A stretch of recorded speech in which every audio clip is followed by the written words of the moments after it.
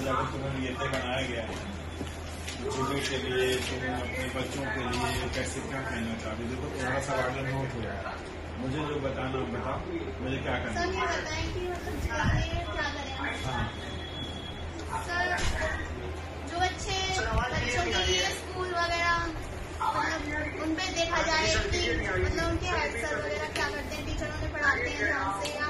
क्या हो रहा है स्कूल में, डिसिप्लिन है कि नहीं, बच्चे क्या पढ़ते हैं क्या नहीं पढ़ते, ये पूरी उन्हें देखा जाए कि बच्चे क्या कर रहे हैं, और उन पे देखा जाए कि उनका खाना अच्छा बनना है कि नहीं बनना, स्कूल में पूरी प्रॉपर तरीके से बनना है, उनका कुछ ऐसा तो नहीं है कि खराब हो खाना, और ये देखा जाए कि मतलब उसकी जो वो है मतलब रोज बच्चे स्कूल क्यों नहीं आ रहे हैं, कैसे आ रहे हैं रोज डेली, उनकी पूरी यूनिफॉर्म एकदम अच्छे से हो, कोई अच्छे ऐसे होते हैं ना जो बिना उसके आते हैं क्यों नहीं आ रहे स्कूल, और लेट वगैरह ना आए।